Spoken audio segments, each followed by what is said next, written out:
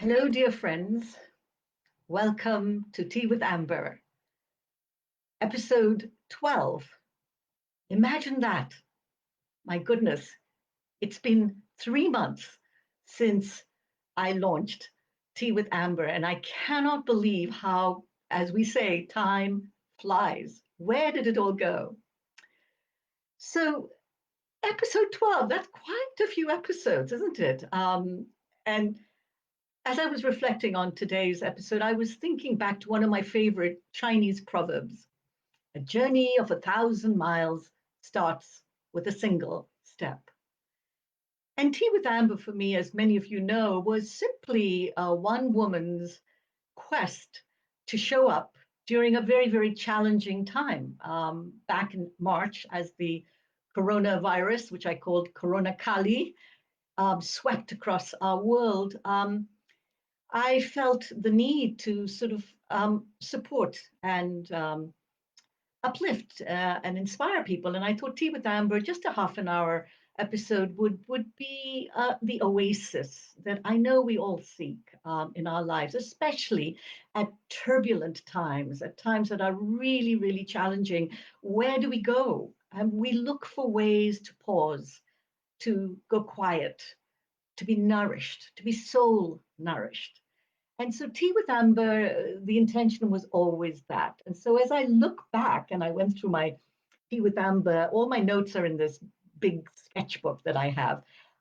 As I went through it all, hold on a second. Uh, this is coming through. As I went through it all, I sort of took stock of where we started. The first Tea with Amber was when I read to you the transmission I had received from the coronavirus, when I had sat down with my journal to ask it what it had revealed to us.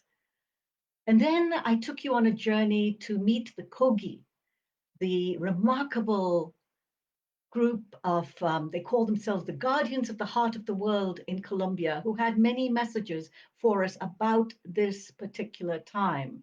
The indigenous elders who had been speaking on this time, letting us know that we should not be surprised by what has happened, but rather recognize that this is a time when we are to step into a new story, a time of the crossroads, a time of the portal. So we reflected on that. I then introduced you to my stone statue goddess, who had come with 4 messages for this particular time. And when I think about it, these messages are now more relevant than ever. We then went into the chrysalis cave as we descended into that time in April, early May, as the quarantine was taking place and we were beginning to feel the depth, the difficulty, the challenge that something had now literally shifted. An earthquake of seismic proportions had affected all our lives.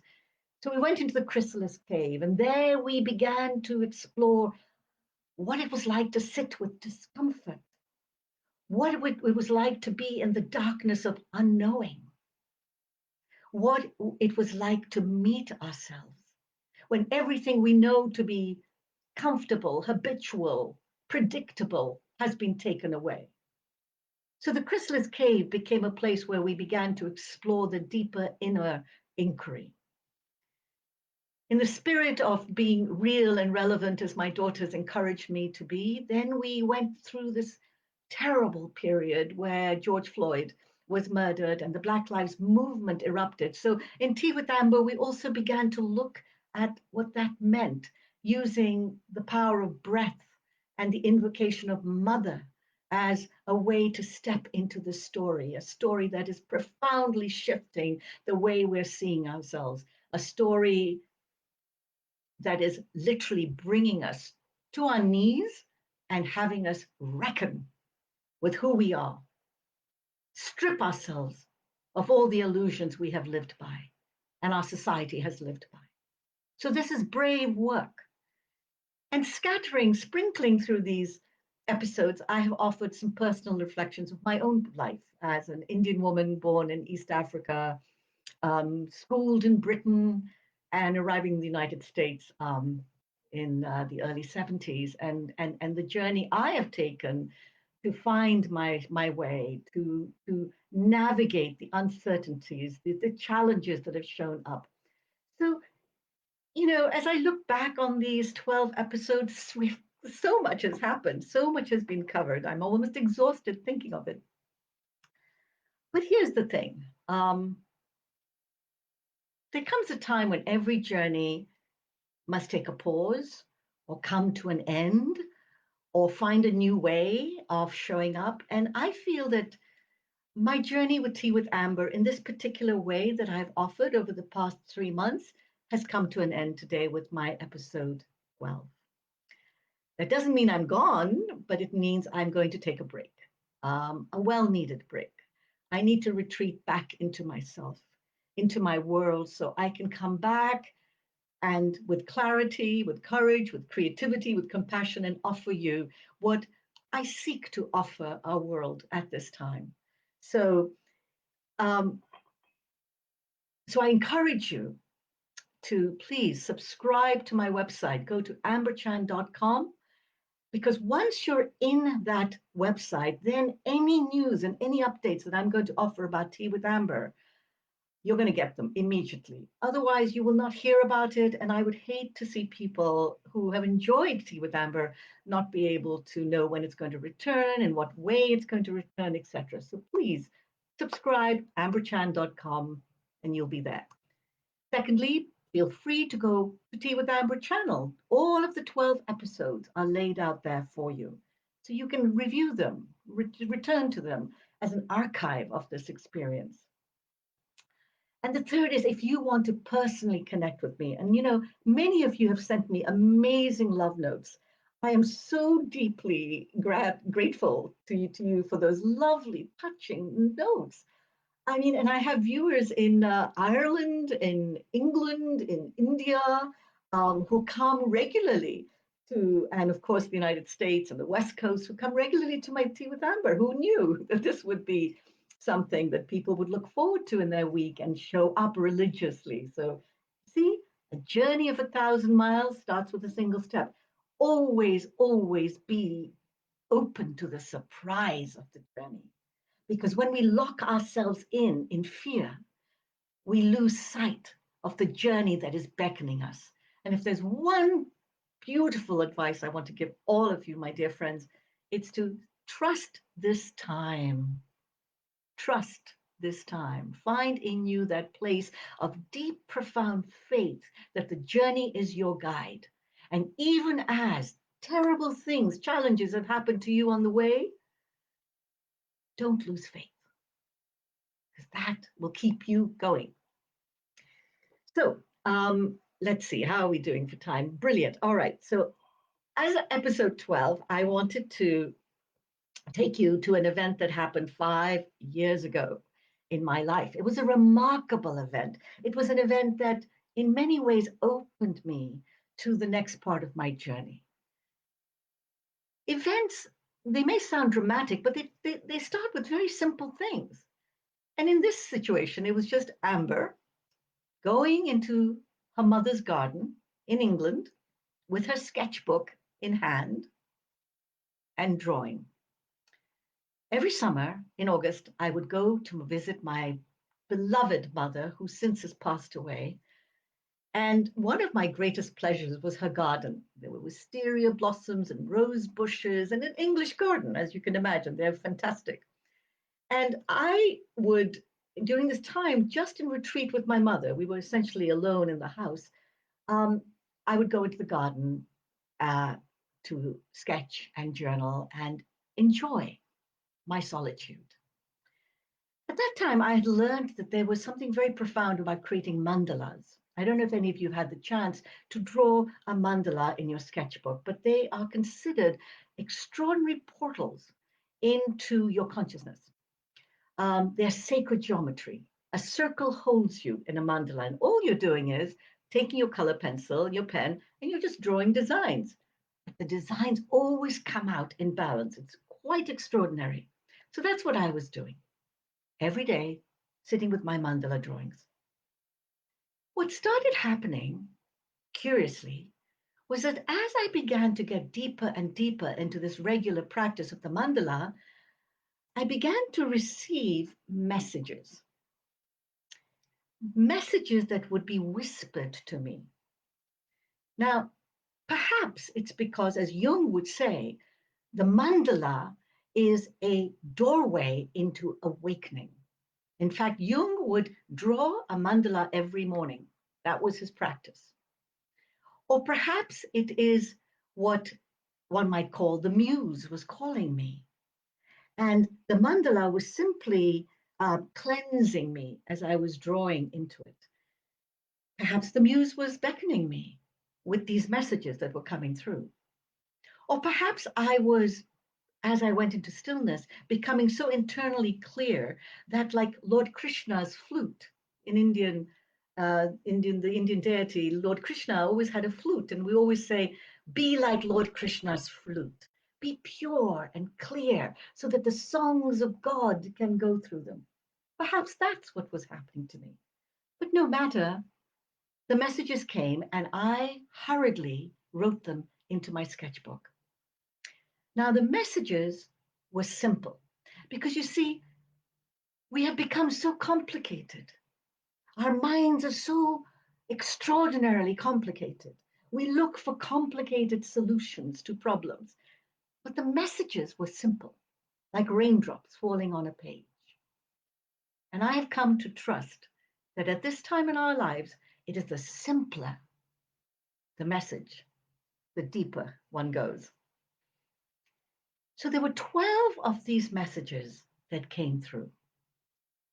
And when I put the book together, it is called, and some of you know this, it's called Dear Beloved, Sacred Messages to the World. It contains 12 messages.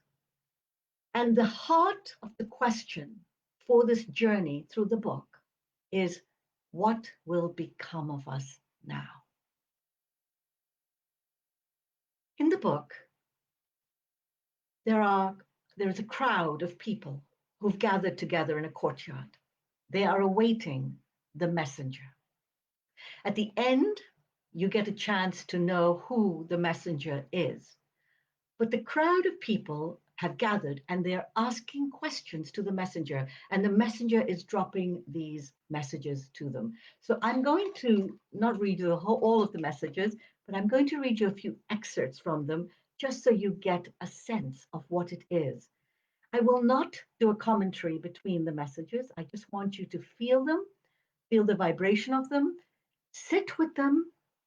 You can close your eyes and deeply listen to them. Here are some sacred messages from Dear Beloved, sacred messages to the world to guide you on your journey.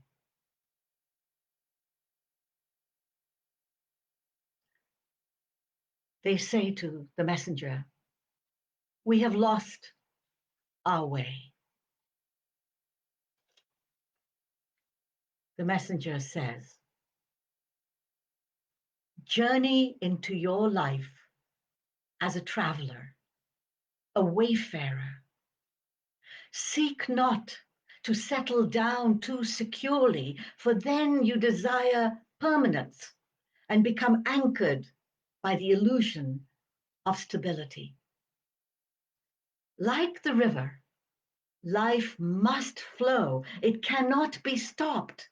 Even as you bind it, trap it, try to imprison it with your stubborn resistance, even then, life will find a way to seep through the cracks and flow into the stream of your being. She cannot be held back, for change is her nature, impermanence, her cloak. The traveler understands this."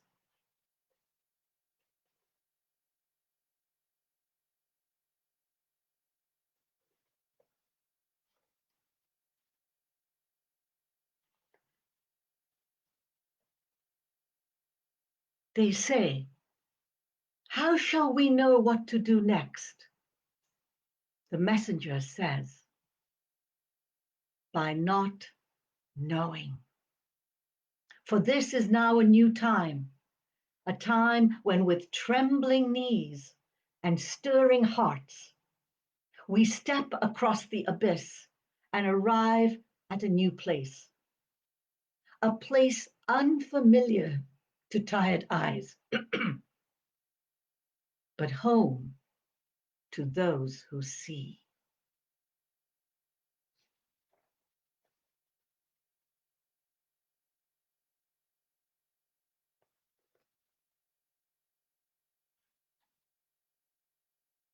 They say, we feel vulnerable.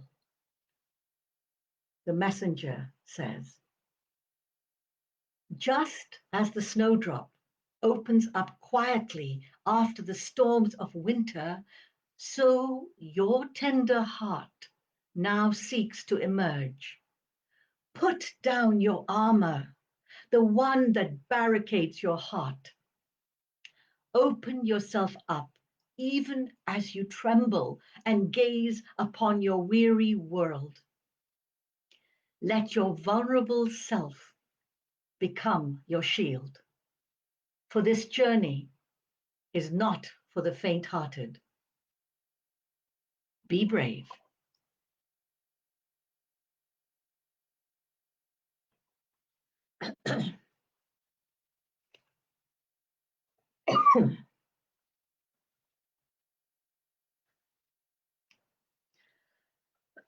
Excuse me.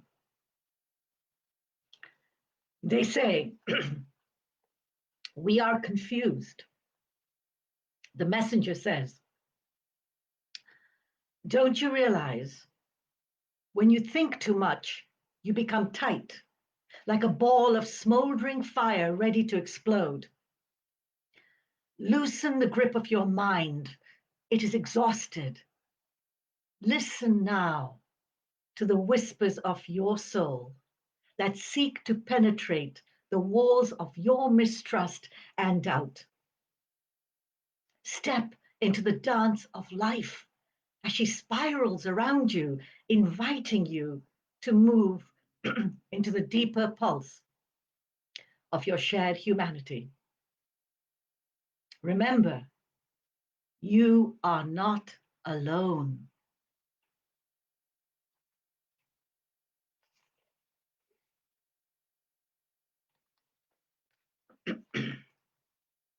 They say, we're restless. The messenger says, your restlessness is that of the pacing tiger that lies hidden within the shadowy corridors of your mind. Settle down. Be still. Your restless pacing does nothing but fill up the sacred spaciousness of each precious moment. Why do you not understand that this searching is futile?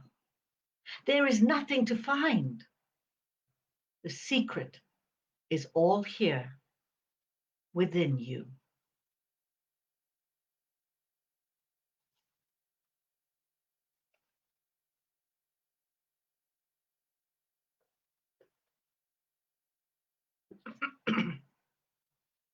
They say, don't you see? Our heart is breaking. The messenger says, let your heart break into 1,000 pieces, for this is a time of dissolution and chaos. Remember, without the breaking heart, there is no path to healing.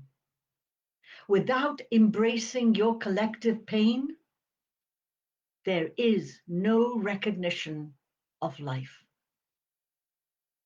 For was it not Goddess Durga's sword piercing the heart of the demon king that allowed the flowers in your world to blossom once again?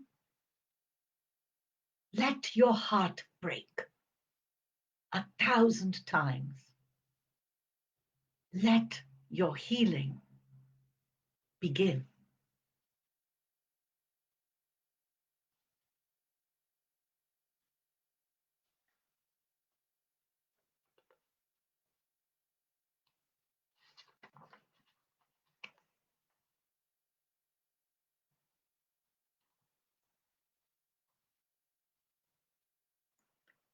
Tell us about our healing.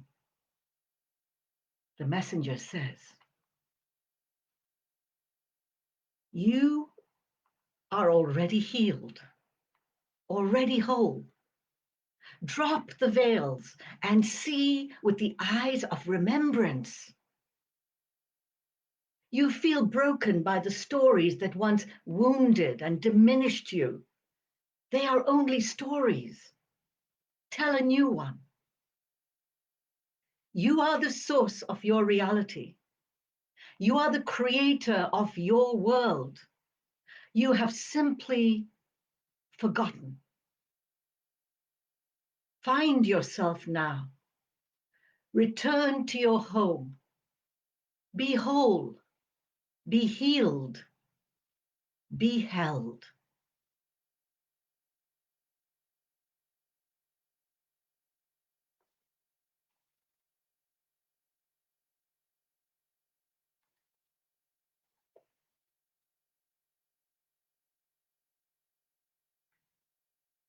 They say, tell us about our future. And the messenger says, let go of the shackles of your weary past. Let go of the invisible chains that bind you to the wounds of betrayal and abandonment. Look instead at the horizons of your unfolding journey. Scatter the golden seeds of possibility. Dance into the beckoning arms of your becoming. Let the caterpillar dissolve into an ocean of liminal possibility. Let the butterfly soar into blue skies.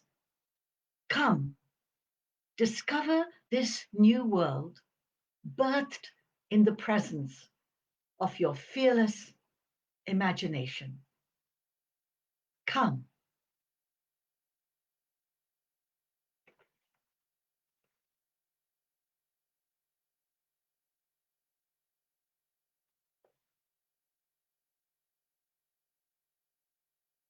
They say, how will we find our way now? And the messenger says, be still so that you can hear. Be open so that you can receive.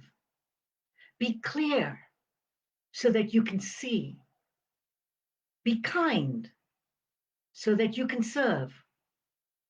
Be love so that you can hear life's call.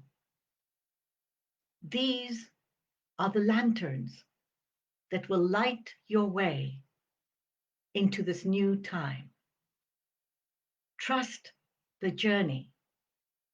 It is now your guide.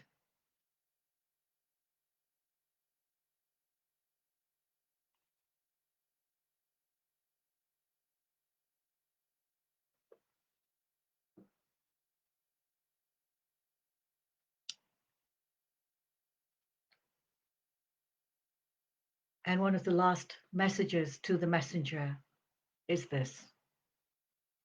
They say, tell us who you are.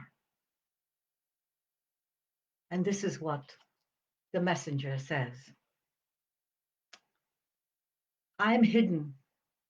Find me. I am subtle. Experience me. I am invisible. Sense me. I am veiled as Maya. Discern me. I am the passing cloud. Behold me. I am the vast blue sky. Be awed by me. I am the woman adorned with sapphires. Admire me. I am the beggar that seeks alms. Be kind to me. I am the myriad fish in the sea, the roaming animals in the forest, the soaring birds in the sky. Appreciate me. I am the beloved.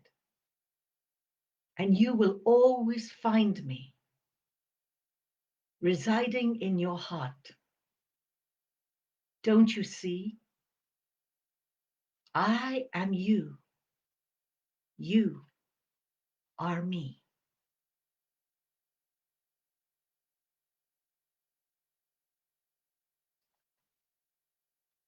And the last message from the messenger is, remember, you are a light in our world. So, dear friends, those were just excerpts of the messages in the book, Dear Beloved. And you can get this book if you're interested in having it by your bedside on Amazon.com. So, even though I am going to return at some point, hopefully soon, with Tea with Amber, there's always a feeling of when we end one phase of our journey, as we know, there's always a feeling of heart. The heart feels a certain deep connection. And I, I want to thank you for being present to these little episodes, because you see, together we are going to make a difference. Together we are going to step into our new world, and we now need each other more than any time. So we have to find a way to drop all the barriers, all the ways we feel separate and not worthy. We have to just all show up in our brilliant light as humanity at this point. So I want to thank you, my dear friends. And as I said, keep in touch with me. And I will see you when I see you. Take good care. Bye bye.